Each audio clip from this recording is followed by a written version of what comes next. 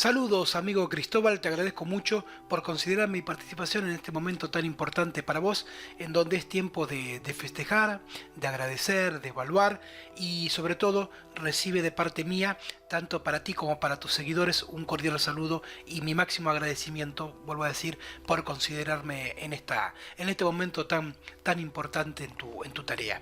Y tú me decías para esta colaboración, para este saludo, decir, ok, ¿cuál es uno de esos misterios que más te llama la atención o cuál consideras que es más importante para compartirlo? Bueno, yo haciendo un poco de lectura y tratando de hacer recuerdo, me conectaba con aquellos primeros misterios, los que de alguna manera me permitieron conectarme con este mundo en donde descubres que hay algo más de aquello que nos han contado y que nos han relatado por los distintos medios oficiales.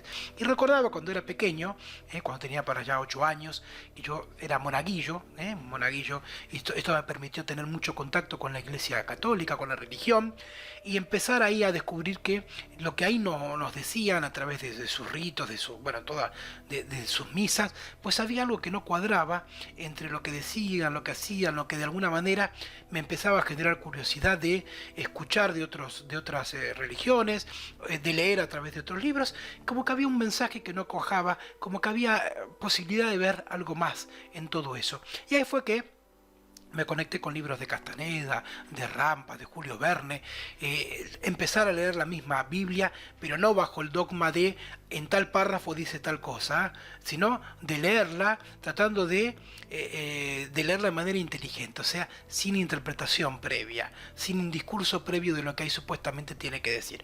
Y empecé a descubrir un mundo totalmente distinto, de relatos, de mitos, de conexiones con otras culturas y otros textos sagrados, en donde mágicamente muestran lo mismo pero bajo distintas palabras, o los dioses bajo distintos nombres o bajo distintas mitologías. Y eso me llevó a conectarme, luego de años de investigación de campo, con la religión original. Una religión original que en un punto tenía que ver con esta conectividad de cada uno con ese sentir religioso, el sentimiento religioso, que no tiene algo que ver con la religión tradicional.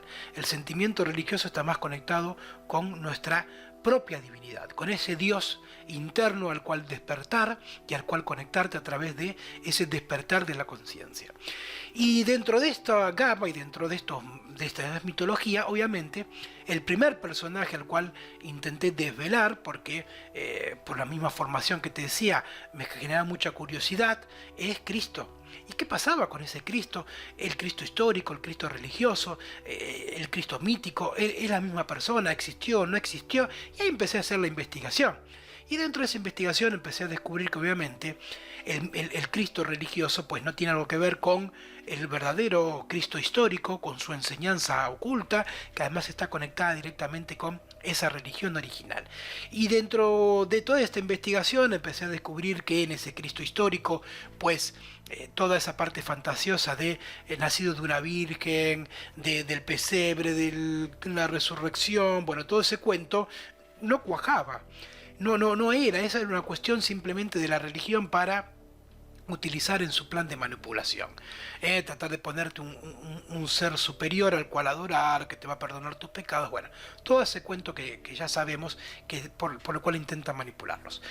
Y empecé a ver esa conectividad entonces entre ese Cristo histórico, la religión original, y dentro de ese Cristo histórico esa cuestión de que ahora ya se sabe de una manera mucho más abierta, tenía su propia familia, con María Magdalena, lo vemos a través de muchos cuadros, de muchos relatos, y justamente el tema del arte es una manera muy interesante de expresar el simbolismo a través del tiempo. A ver, si hace no mucho tiempo atrás hablar de estos temas, pues te prendían fuego, te ahorcaban, te intentaban matar, desde antes esto también existía. Entonces, ¿cuál es la manera que el hombre encontró de transmitir el mensaje oculto de esa religión original, de la que te conecta a ti con tu sentimiento religioso, que trascienda el tiempo, que trascienda el espacio y sobre todo que llegue de una manera segura? Pues el arte. El arte es la mejor manera de transmitir los simbolismos, los arquetipos. Y dentro de todo esto hay un cuadro en particular que en sí mismo es un misterio, ahora lo van a ver, que te propone de entrada algo que no cuadra en todo esto. Y este cuadro es la Anunciación de Da Vinci. O sea, la Anunciación pintado por Da Vinci allá por el año 1472. Si tú ves este cuadro, que casualmente no hace mucho tiempo fue adquirido por japoneses para investigarlo, por millones y millones de dólares. Entonces, ¿y para qué? Bueno, porque hay algo en este cuadro muy particular. Supuestamente, si tú lo ves desde la lógica, de lo que nos demuestra, este cuadro lo que hace es mostrarte simplemente la anunciación. Ahora, la pregunta es, ¿la anunciación de quién? Desde la lógica dice la anunciación de Cristo, o sea, del nacimiento de Jesús. Que ahí ves al arcángel Gabriel y ves a la Virgen María. Sin embargo, cuando empiezas a analizar el cuadro, empiezas a descubrir ciertos detalles extraños. Por ejemplo, si esa María es María la Virgen o es María Magdalena, esas poses extrañas en la mano entre el ángel y la Virgen, como un dibujo extraño en la panza de la supuesta María, pero hay un detalle más que pasa a la vista de todos, que pasa muy desapercibido, y es un lugar en donde justamente ese arte empieza a mostrar su figura de mensaje oculto. No te olvides que la historia verdadera de Cristo está relatada a través del argot, a través de ese misterio de las catedrales, por ejemplo, el cual nos habla Fulcanelli, en donde encontraron, sobre todo en Notre Dame, lugares para poner a la vista lo evidente, para que entonces sea oculto, y en todo eso descubrimos mensajes muy misteriosos. Y en este cuadro, si bien lo que llama la atención, o lo que intenta captar la atención rápidamente del ego, del yo, es ese ángel y esa mujer, hay algo mucho más oculto en todo esto, y tiene que ver con un punto tal en donde de entrada nos miraría si es ese paisaje que hay detrás, en donde de repente se ve como una especie de puerto, ahí se ven como unos barquitos, pero por sobre todo hay un arbolito, y hay una serie de arbolitos, pero uno en particular, que te muestra algo muy extraño, y es que si tú analizas ese arbolito, que es de la familia de las araucarias, y empiezas a intentarlo ponerlo en función respecto del cuadro, no cuaja, por el simple hecho de que el cuadro fue pintado en 1472. Y ese arbolito, que es una araucaria, que es originario de la región patagónica chilena y argentina, no estaba descubierto, entre comillas, por aquellas épocas. Si Colón recién descubre América en 1492, o sea, 20 años después, pero la Patagonia como tal fue descubierta muchísimo después todavía. O sea, como un cuadro de 1472 puede tener en su pintura un árbol que en ese momento era desconocido. Y aquí te lo muestro en referencia de una foto real de una araucaria. Como ves, estamos hablando del mismo árbol. Acá no cabe ninguna duda. Y el paisaje en sí mismo que te mostraba antes del cuadro es un paisaje patagónico. ¿Qué hace un paisaje patagónico referenciado sobre todo en una araucaria, en un cuadro de Da Vinci donde nos hablan de la Anunciación? Y acá es donde empieza el misterio, una vez entendidas las piezas del rompecabezas. Claro, cuando tú estudias la historia oculta de Cristo y cuando tú la empiezas a ver, ves que ese santo grial del misterio del tanto se habla, de que es la copa donde bebió en su última cena, de repente empiezas a ver que esa copa en realidad habla de un cáliz que tiene que ver con el útero materno, donde Cristo deposita su sangre, y habla de su descendencia, y casualmente esa descendencia, que llega a Francia, a través de lo que es María Magdalena, que vuelvo a decir, ahí donde empiezas a conectarlo con Notre Dame, con René de Chateau, con la historia de los templarios, bueno, con toda esa lógica, casualmente nos conecta a un punto mucho ulterior, muy muy ulterior, que tiene que ver inclusive con la Atlántida. La Atlántida, antes de hundirse, ahí estaba lo que era esa religión original. Y en esa religión original, cuando la Atlántida se hunde, los habitantes de los Atlantes van hacia dos lugares. Uno van hacia Egipto, y ahí llevan la enseñanza. Pero hay otro lugar, que es hacia la península de Yucatán, a través de todo lo que luego se traduce en las culturas originarias de América. Esa enseñanza de la religión original que llega a Egipto es la que luego toma Cristo.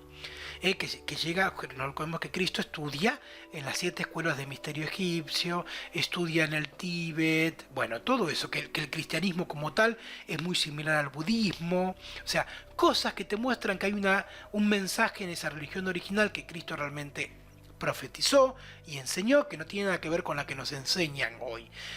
Y qué casualidad entonces, acá viene el punto, de que esa descendencia de Cristo, cuentan las leyendas, ahora sí, de este lado del mar, o sea, acá en América, las leyendas de los mapuches, que son los que habitan, los habitantes originales de la zona donde se encuentran estos arbolitos, o sea, estas araucarias que estamos viendo acá, lo que nos cuentan es que hubo algún momento, muchísimos años atrás, donde llegó un visitante de otras tierras, a poner en juego si lo que él traía como enseñanza, como esa enseñanza de Cristo, era la misma que se brindaba en esta parte del continente. Y ese personaje, dice ser, era hijo del conocido sabio Isa. Isa es el nombre que se le da a Cristo luego de el hecho de la cruz y ficción, vamos a decirlo de esa manera. Entonces, bajo esta óptica, cuando tú miras el cuadro, entiendes que la escena está planteada mostrando desde lo oculto que esa anunciación no es la de Cristo, sino la de su hijo.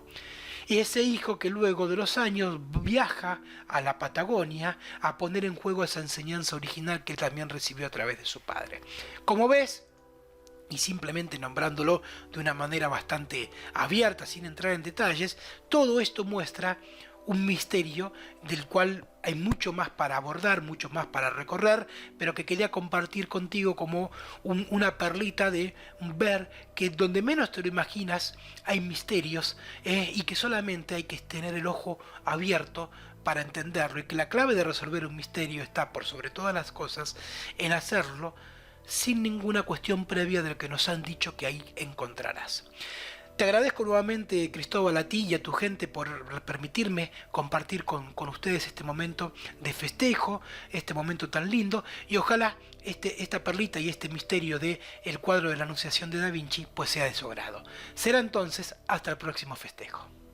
Corrompido por ese mismo poder, el ser humano cree que por el hecho de tener una posición social, una raza, un color de piel o una creencia, cree que puede destruir a los que están más abajo o son diferentes, sin aparente argumento ni uso de razón. Un grupo pequeño pero poderoso que planea contra nosotros una gran conspiración. Nos han condenado a vivir en la opresión, malviviendo sin aparente dirección hacia dónde caminar. Ponen obstáculos y no nos dejan ni pararnos.